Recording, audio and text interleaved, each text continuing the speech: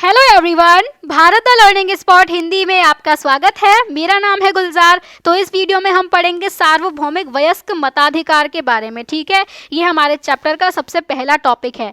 तो जो संविधान निर्माता थे, मतलब जिन लोगों ने संविधान बनाया था हमारे भारत का, उन्होंने शुरू से ही ये निश्चय कर लिया था, यानी कि ये डिसाइड कर लिया था कि वयस्क मताधिकार, जिसे हम फ्रेंचाइज भी बोलते हैं इंग्लिश में, इसको भारतीय लोकतंत्र की एक विशेषता बनाना है। ठीक है, वयस्क का मतलब क्या है? कोई भी इंसान जो कि वयस्क है, अडल्ट है, जिसकी जो एज डिसाइड की गई है वो है 18 साल। ठीक है, कोई भी इंसान 18 साल का हो गया है उसको हम वयस्क बोल सकते हैं। ठीक है, तो वयस्क मताधिकार की बात हो रही है। मताधिकार क्या होता है, इसकी डेफिनेशन यहाँ पर दी गई है। इसको हम फ्रेंचाइज भी बोलते हैं। इंग्लिश में जो है वो इसकी ये फ्रेंचाइज की स्पेलिंग होती है। ठीक है, उसी को यहाँ पर देवनागरी लिपि में लिख दिया गया है।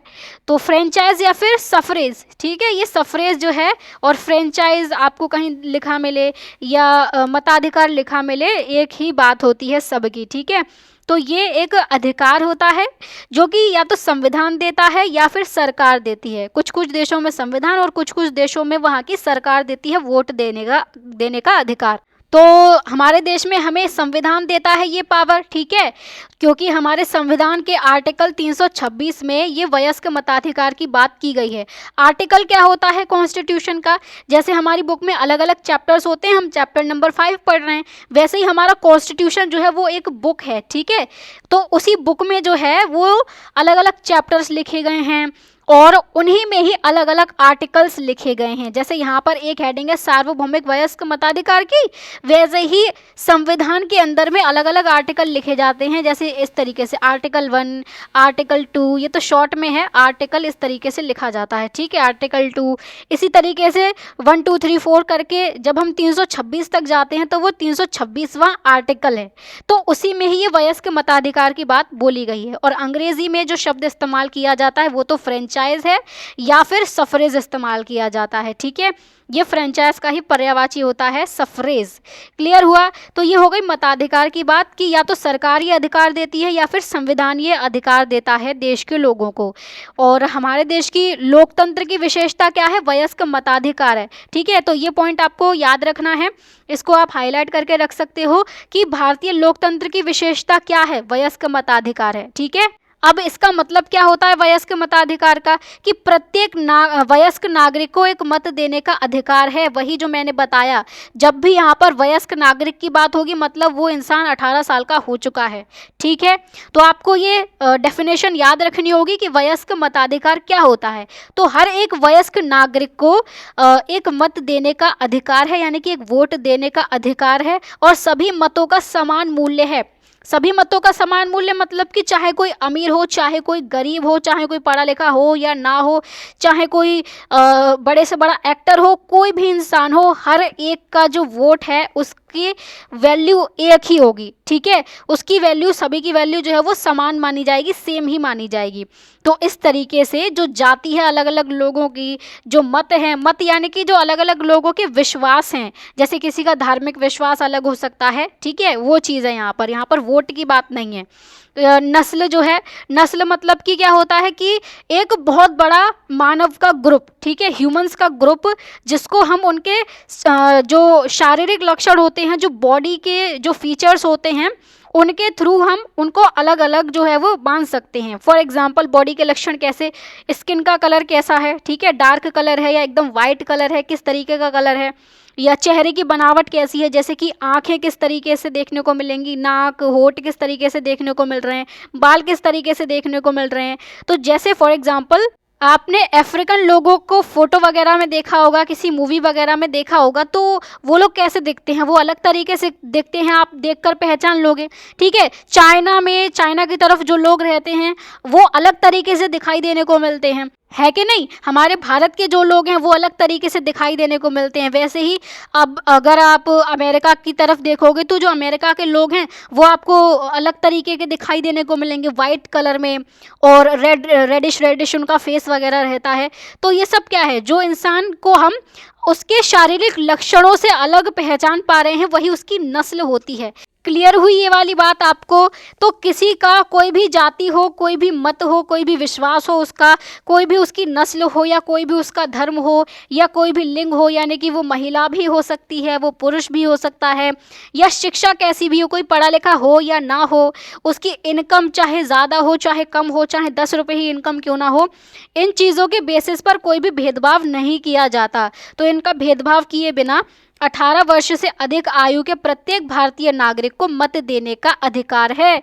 ठीक है, आपको ये याद रखने होंगे कि किस किस बेसिस पर भेदभाव नहीं किया जाता है। तो जाति, मत, नस्ल, धर्म, लिंग, शिक्षा, आय और आदि। ठीक है, मतलब कोई इंसान कैसा भी क्यों ना हो, विकलांग ही क्यों ना हो, उसको भी वोट देने का अधिकार है अगर वो 18 वर्ष से अधिक आयु का है तो। ठीक है, और भारतीय नागरिक है तब वो मत देने का अधिकार रखता है।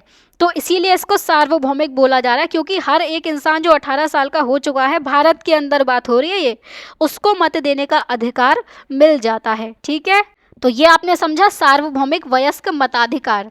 अब एक फैक्ट है कि 1988 में भारत ने मतदान की आयु 21 वर्ष से घटाकर 18 वर्ष कर दी थी। ठीक है, मतलब हमेशा से ही भारत में 18 वर्ष की आयु नहीं थी वोट देने के लिए, सबसे पहले 21 साल थी। ठीक है, और ये 21 साल को घटाकर 18 कर दी। कब? 1988 में। ये फैक्ट आपको याद रखना है।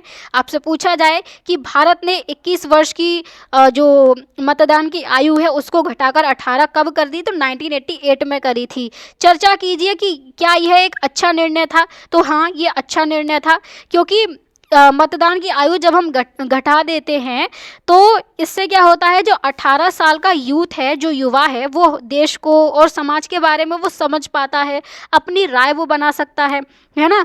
तो इससे जो हमारा यूथ है, जो युवा है, उसको हमारी डेमोक्रेसी, हमारे लोकतंत्र में भाग लेने का मौका मिल पाता है। ठीक है, और भारतीय लोकतंत्र, जिसको हम इंडियन डेमोक्रेसी भी बोलते हैं, वो और ज़्यादा मजबूत बन पाती है। तो ये उम्र घटाने का निर्णय काफ़ी सही था। ठीक है, क्योंकि 18 साल का युवा जो है वो समझदार होता है। एक 18 साल का बच्चा हो जाता है तो वो समझदार हो जाता है। ठीक है ना, तो इसी वजह से ये फैसला लिया गया था कि 21 साल से घटाकर 18 साल कर दी जाए मत देने की आयु। क्लियर? तो ये सार्वभौमिक मताधिकार भारतीय लोकतंत्र की आधारशिला है।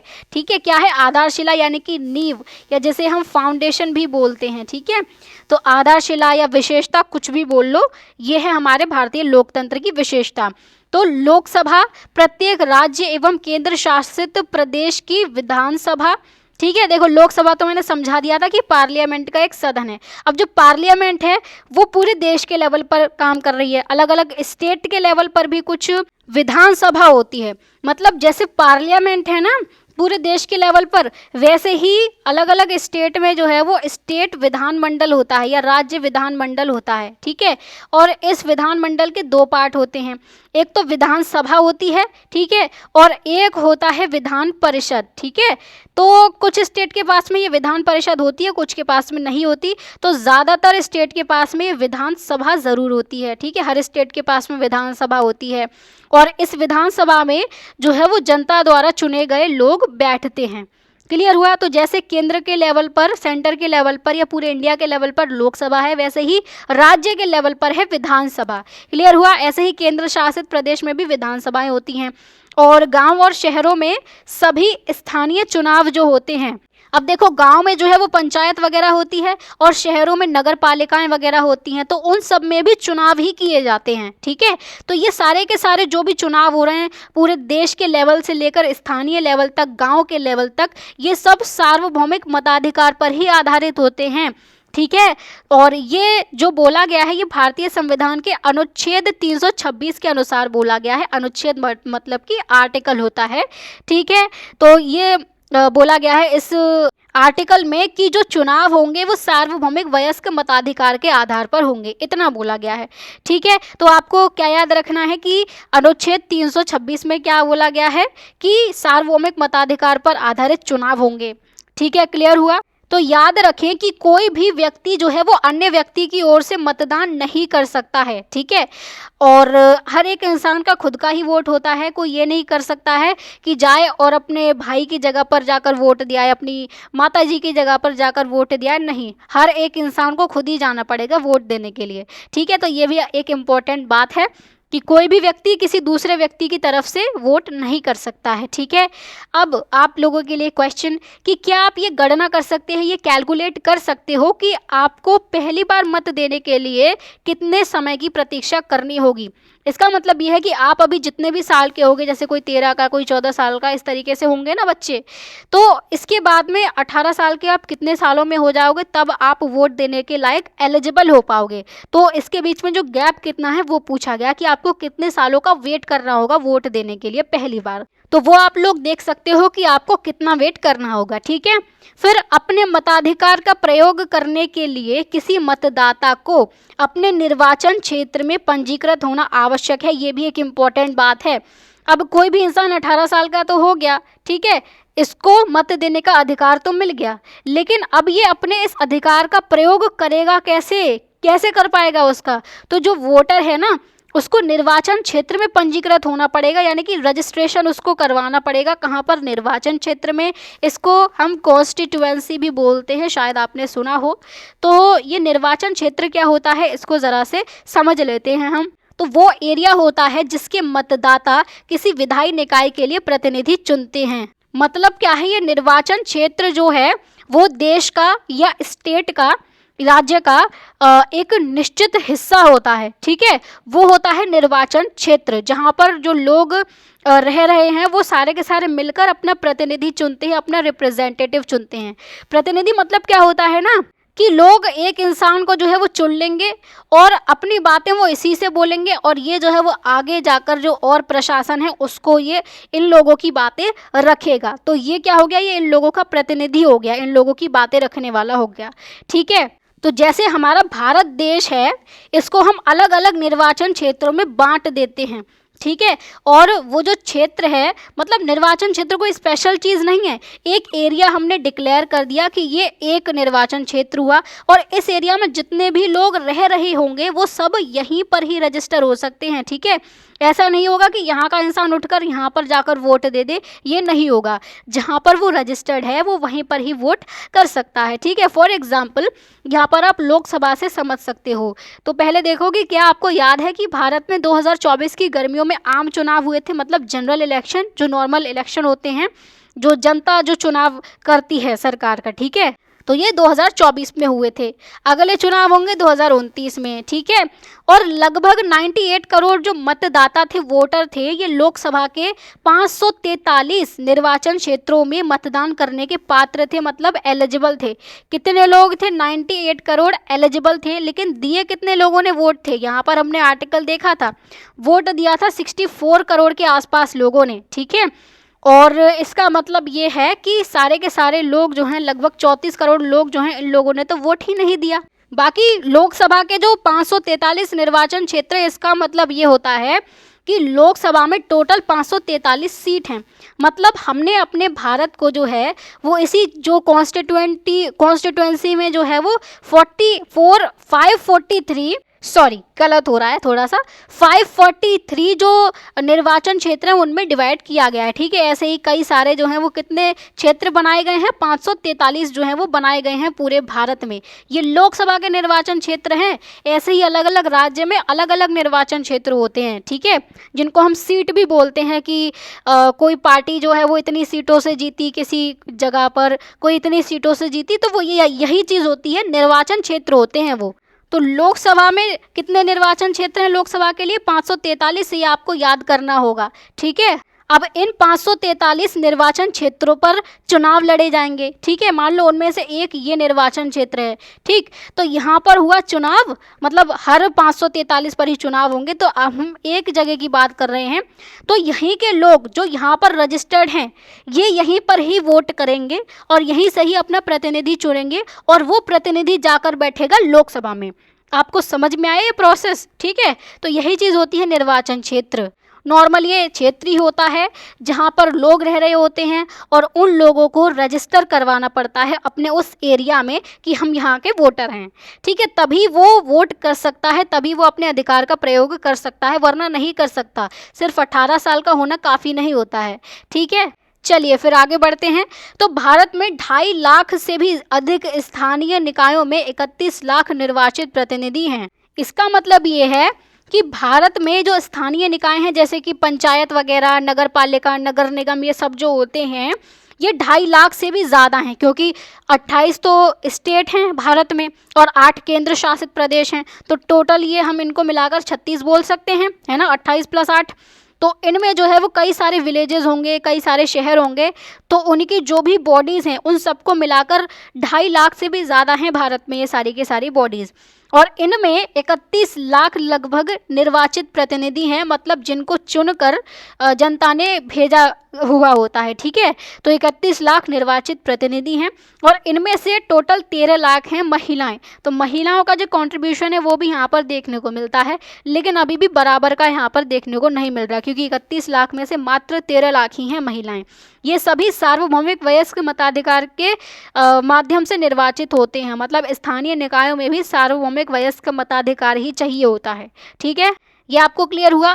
अब आगे देखते हैं। और इस विशाल कार्य का प्रबंध, मतलब ये जो वोटिंग वगैरह करवाई जा रही है, जो इलेक्शन चल रहे हैं, इनका जो प्रबंध करवाया जाएगा, जो मैनेजमेंट करवाया जाएगा, वो निष्पक्ष होना चाहिए। मतलब किसी एक पार्टी के लिए कोई भी इंसान जो है वो झुकाव ना रखे, ऐसी एक व्यवस्था हमें बनानी होगी, निष्पक्षता हमें उसमें बनानी होगी, स्वतंत्र ढंग से काम करे, ठीक है। मतलब वही चीज़ कि अगर कोई पैसा वैसा दे दे तो वो बिक ना जाए, उस पैसे के चक्कर में कोई धांधलेबाजी ना हो जाए, ठीक है, कोई गड़बड़ी ना हो जाए, ये हम बोल सकते हैं। तो निष्पक्ष और स्वतंत्र ढंग से ये काम करवाने के लिए हमें एक व्यापक यानी कि एक बड़ी, एक ब्रॉड जो है व्यवस्था में बनानी होगी और सुव्यवस्थित प्रणाली बनानी होगी, मतलब जो अच्छी तरीके से व्यवस्थित हो, ठीक है। तो प्रणाली बेसिकली क्या होता है, यहाँ पर प्रणाली की डेफिनेशन दी गई है कि परस्पर जुड़े, मतलब आपस में कुछ जुड़े हुए तत्व होते हैं, या फिर हम उनको ये भी बोल सकते हैं कि एक दूसरे पर निर्भर होते हैं वो, ठीक है। तो ऐसे तत्वों का एक समूह होता है जो एक सामान्य उद्देश्य के लिए, जैसे कि यहाँ पर हो रहे हैं इलेक्शन, ठीक है, इसके लिए क्या करता है, सामान्य उद्देश्य या कार्य को प्राप्त करने के लिए एक साथ काम करते हैं, वो होता है प्रणाली या वो होता है सिस्टम, ठीक है। फॉर एग्जाम्पल चुनाव की जो बात हो रही है यहाँ पे, तो चुनाव के लिए हमें निर्वाचन आयोग चाहिए जो हमारी ECI है, इलेक्शन कमीशन ऑफ इंडिया है, ठीक है। वोटर की लिस्ट चाहिए, कितने वोटर हैं, कौन एलिजिबल है, कौन नहीं है, ये सब कुछ चाहिए, ठीक है। फिर कहाँ पर जाकर वोट दिया जाएगा, तो मतदान केंद्र भी तो चाहिए, उनकी लिस्ट भी हमको चाहिए, ठीक है। और वोटिंग में जो है वो EVM मशीनों का यूज़ किया जाता है, वो चाहिए, और भी कई सारी चीज़ें होती हैं। और ये सब क्या है, ये एलिमेंट्स हैं जो कि एक दूसरे पर निर्भर हैं। ECI नहीं होगी तो वोटिंग कौन करवाएगा, वोटर लिस्ट नहीं होगी तो वोट देगा कौन, सब आपस में निर्भर है ना। तो वही चीज़ होती है प्रणाली यानी कि सिस्टम, ठीक है, जो सब तत्व जो हैं वो मिलकर काम कर रहे हैं। तो यहाँ पर इलेक्शन की बात हो रही है, तो इलेक्शन के लिए जो काम किया जा रहा है सामान्य उद्देश्य के लिए, तो इसको हम बोल रहे हैं निर्वाचन प्रणाली, ठीक है, क्योंकि ये निर्वाचन के लिए काम कर रही है प्रणाली, ठीक है। तो हम इस अध्याय में यह जानेंगे कि कौन मत दे सकता है, ठीक है, मतलब वोट कौन दे सकता है, और चुनाव कितने तरीके से होते हैं, निर्वाचन प्रणाली क्या है ये सिस्टम, और ये किस तरीके से काम करती है, ये सब हम चैप्टर में हमारे पढ़ने वाले हैं, ठीक है। आगे देखते हैं। तो स्वतंत्रता से पहले मात्र 13% भारतीयों को मत देने का अधिकार था, यानी कि जब अंग्रेज भारत पर शासन कर रहे थे उस समय पर सिर्फ और सिर्फ 13% जो लोग थे वो वोट दे सकते थे, और मताधिकार सार्वभौमिक नहीं था, मतलब कि हर किसी को मत देने का अधिकार नहीं था।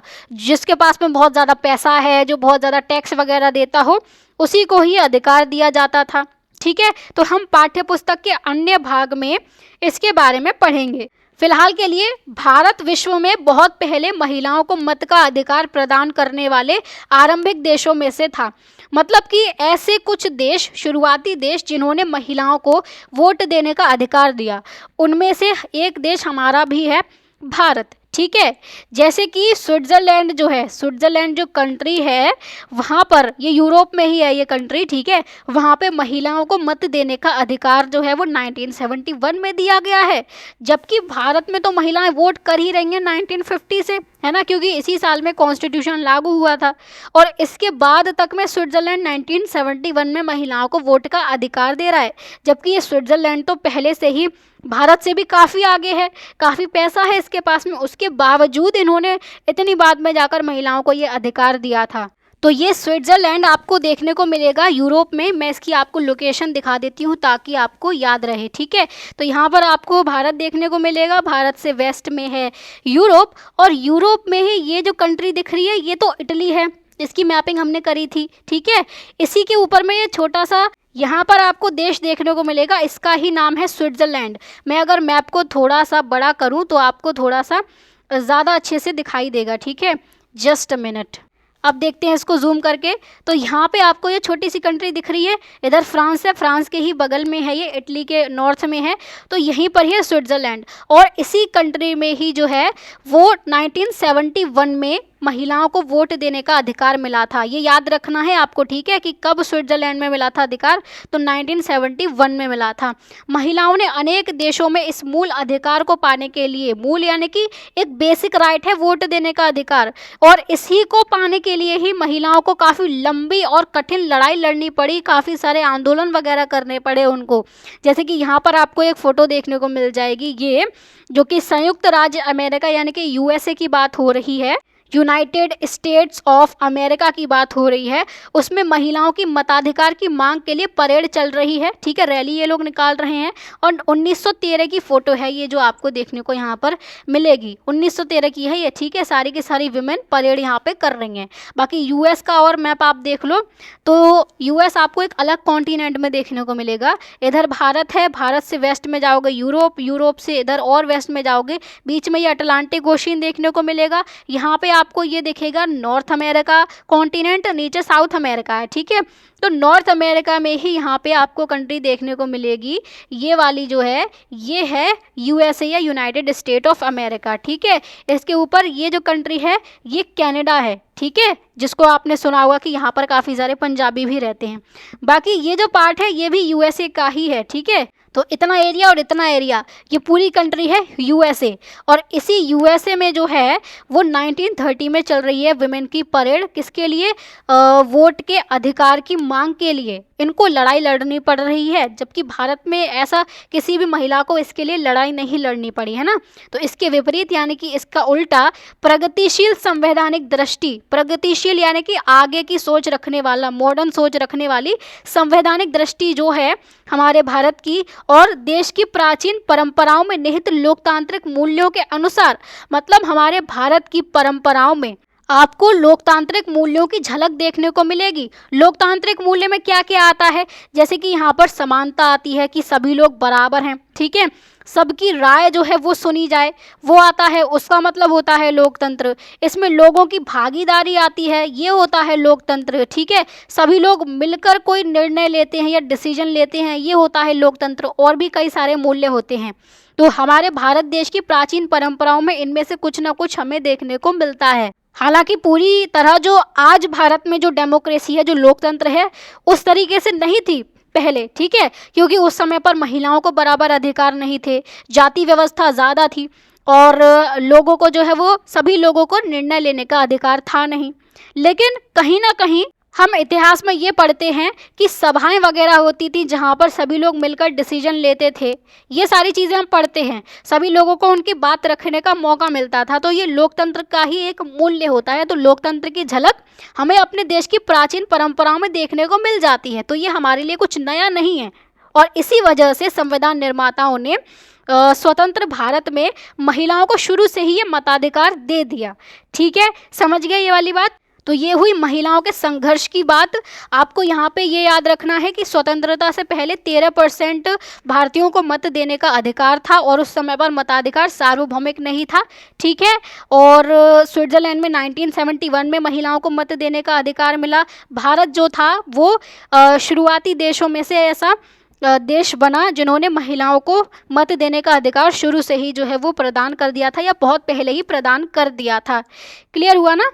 और इसके बाद में आगे बढ़ते हैं। तो भारत में 1947 में जब भारत आज़ाद हुआ था तो लगभग 14% लोग जो थे वो साक्षर थे। साक्षर मतलब पढ़े लिखे, जिसमें लगभग 8% थी महिलाएं। कुछ लोगों के अनुसार केवल साक्षर व्यक्तियों को मताधिकार दिया जाना चाहिए। मतलब कुछ लोग ये मानते हैं कि जो पढ़ा लिखा इंसान है ना, वो ज़्यादा अच्छी तरीके से डिसीजन ले सकता है, वो राजनीति को ज़्यादा अच्छी तरीके से समझ सकता है, और इसीलिए ही पढ़े लिखे लोगों को ही मत का अधिकार दिया जाना चाहिए। लेकिन हमारे संविधान निर्माताओं ने जो है वो स्वतंत्रता प्राप्ति के साथ ही सार्वभौमिक मताधिकार देने का निश्चय क्यों किया? कि कुछ लोग ये मान रहे हैं कि सिर्फ पढ़े लिखे लोग ही मत देने का अधिकार रखें, लेकिन हमारे संविधान निर्माताओं ने ये सभी को दे दिया, चाहे ये पढ़ा लिखा हो चाहे ना हो, सभी को ही मताधिकार दे दिया। तो उन्होंने ऐसा क्यों किया था? उन्होंने ऐसा क्या सोचा होगा कि उन्होंने सभी को ये बराबर का अधिकार दिया? तो उन्होंने ये सारी बातें सोची होंगी कि लोकतंत्र में सभी नागरिक बराबर हैं, ठीक है। अनपढ़ होना किसी की गलती तो है नहीं भाई, कोई ऐसी जगह पर लोकेटेड है जहाँ पर स्कूल्स वगैरह है ही नहीं, तो बच्चा पढ़ने कैसे जाएगा? ठीक है, वो पढ़ना चाहता है लेकिन फिर भी नहीं पढ़ सकता है, किसी के पास में रिसोर्सेज नहीं है, किसी के पास में इतना पैसा नहीं है कि वो खर्च कर सके, तो किसी की गलती नहीं होती है अनपढ़ होना, ठीक है।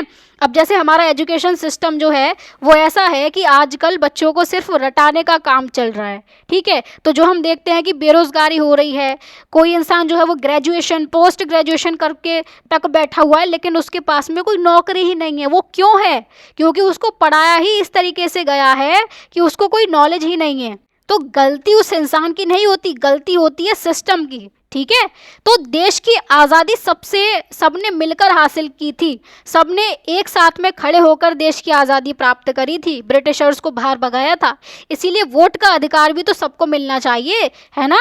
और अगर केवल पढ़े लिखे लोगों को वोट मिलता तो गरीब, महिलाएं और जो पिछड़े वर्ग हैं, पिछड़े वर्ग जैसे कि जिनका ज़्यादा डेवलपमेंट नहीं हो पाया है, जो पढ़े लिखे नहीं बन पाए हैं, ठीक है, जिनके पास में ज़्यादा पैसे नहीं हैं, ये सब लोग कहाँ जाते? ये सब राजनीति से बाहर रह जाते। तो जो अमीर अमीर लोग हैं, जो पढ़े लिखे लोग हैं, वही राजनीति में हिस्सा लेते, वही वोट देते, उन्हीं के हिसाब की सरकार बनती। लेकिन भाई ये लोग भी तो देश में रह रहे हैं ना, तो इनकी कौन सुनेगा? जब ये लोग अपना खुद का वोट देंगे तभी तो ये अपनी मांगे रख सकते हैं, है कि नहीं। फिर वोट देने से लोगों में जिम्मेदारी और राजनीतिक जागरूकता जो है वो बढ़ती है कि हम सोच समझकर वोट दें कि हमें सही सरकार चुननी है। तो ये सारी बातें जो हैं वो रहती हैं जिनको सोचकर संविधान निर्माताओं ने जो है वो सार्वभौमिक मताधिकार वाला कॉन्सेप्ट रखा, ठीक है। सार्वभौमिक मताधिकार के महत्वपूर्ण होने के कई कारण हैं, ठीक है। इनमें से कुछ को नीचे दिए गए मानस मानचित्र में दर्शाया गया है। मानस मानचित्र मतलब माइंड मैप होते हैं, कुछ ज़्यादा ही शुद्ध हिंदी इस्तेमाल कर दी गई है। माइंड मैप मतलब क्या होता है ना, हम एक टॉपिक को सेंटर में लिखते हैं और उसके चारों तरफ इस तरीके से उसके बारे में हम लिखते हैं, ये होता है माइंड मैप। तो जैसे यहाँ पे आपको देखने को मिलेगा, बीच में सेंटर में टॉपिक है सार्वभौमिक वयस्क मताधिकार क्यों, है ना। तो इसके रीजंस यहाँ पर दिए गए हैं। सबसे पहला रीज़न है प्रत्येक व्यक्ति समान है, इसीलिए ये सार्वभौमिक वयस्क मताधिकार होना चाहिए, चाहे जाति हो चाहे उसका पंथ कुछ भी हो। पंथ यानी कि किसी इंसान का जो विश्वास है वो किस पंथ में है। अब आप देख पा रहे हो, आपने एक चीज़ ये नोटिस करी कि कहीं पर भी हमने धर्म नहीं लिखा है अभी तक, जितने भी हमने चैप्टर पढ़े हैं। क्यों? क्योंकि भारत में धर्म का मतलब हमेशा से रहा है ड्यूटी। कोई अगर स्टूडेंट है तो उसका धर्म, उसकी ड्यूटी ये है कि वो मन लगाकर ईमानदारी से पढ़ाई करे।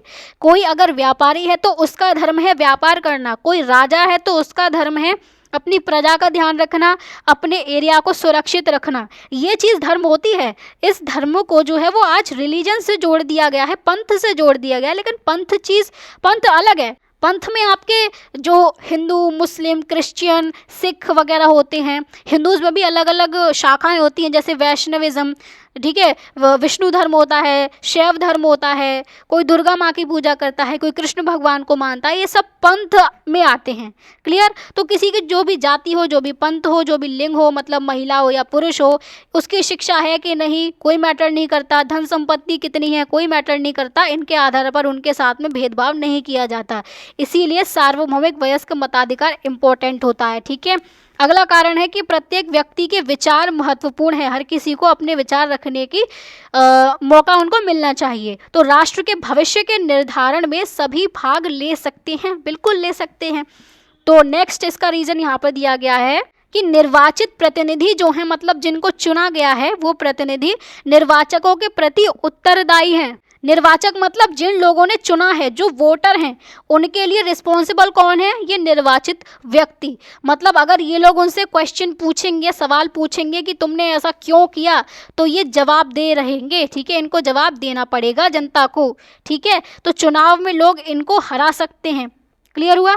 अगला देखते हैं, यहाँ पर नेक्स्ट कारण बताया गया है कि नागरिक सहभागिता में वृद्धि होती है। मतलब जो भारत का नागरिक है उसकी सहभागिता हो पाती है। सहभागिता मतलब सह यानी कि सभी लोग मिलकर, और भागिता मतलब भाग ले रहे हैं, है ना।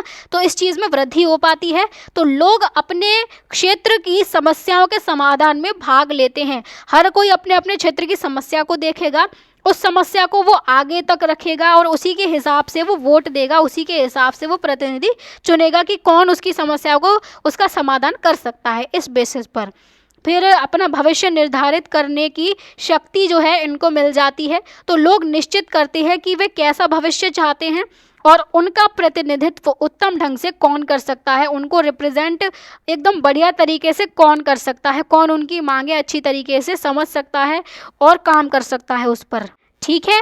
तो इसके बाद में यहाँ पर आपके लिए 2 बॉक्स खाली दिए गए थे। इसमें आपको बताना था अपने 2 कारण रिक्त मंजूषा में लिखें। ये देखो फिर आ गया एक वर्ड, मंजूषा यानी कि बॉक्स होता है सिंपली, ठीक है। तो लोकतंत्र में सार्वभौमिक मताधिकार का महत्व यहाँ पर दिया गया है। तो खाली बॉक्सेस में आप इस तरीके से लिख सकते हो कि शांतिपूर्ण तरीके से सत्ता परिवर्तन हो जाता है, ठीक है। ये मैंने पिछली वीडियो में भी बताया था कि जब हम मिडिएवल हिस्ट्री पढ़ रहे थे, मध्यकाल का इतिहास पढ़ रहे थे, तो वहाँ पर सत्ता जो थी वो स्थायी नहीं थी। कोई भी कभी भी किसी को भी मार दे रहा था और राजा बन जा रहा था। लेकिन इस मताधिकार के चलते, लोकतंत्र के चलते जो सत्ता है वो शांतिपूर्ण तरीके से बदलती है, कोई भी लड़ाई का इस्तेमाल नहीं किया जाता है। तो जनता चुनाव के माध्यम से सरकार बदल सकती है, इसलिए हिंसा या संघर्ष की आवश्यकता नहीं पड़ती, ठीक है। सरकार को जनता की वास्तविक आवश्यकताओं का पता चलता है, क्योंकि हर वर्ग के लोग वोट देते हैं, ठीक है, और अपनी समस्याएं सरकार तक वो पहुंचाते हैं। तो इससे सरकार जान पाती है कि जनता को आखिर चाहिए क्या, ज़रूरतें क्या हैं जनता की, ठीक है। तो ये 2 कारण हो गए कि उस वजह से सार्वभौमिक वयस्क मताधिकार ज़रूरी होता है। तो ये पूरा आपको क्लियर हुआ, और तो हमारा कुछ रह नहीं गया है, यहाँ तक पूरा कंप्लीट हो गया। ये पहला टॉपिक सार्वभौमिक वयस्क मताधिकार। अब अगला टॉपिक है बाधाएं पार करना, भागीदारी में सक्षम बनना, सार्वभौमिक मताधिकार सुनिश्चित करना। ये टॉपिक हम अगली वीडियो में पढ़ेंगे, ठीक है। बाकी वीडियो अगर आपको अच्छी लगी है तो वीडियो पर जो लाइक का बटन है उसको आप प्रेस कर सकते हो, वीडियो को शेयर कर सकते हो, कमेंट कर सकते हो, एंड चैनल को ज़रूर से सब्सक्राइब करके रख लेना, ठीक है। तो चलिए फिर मिलते हैं अगली वीडियो में, तब तक के लिए bye bye, take care and keep learning.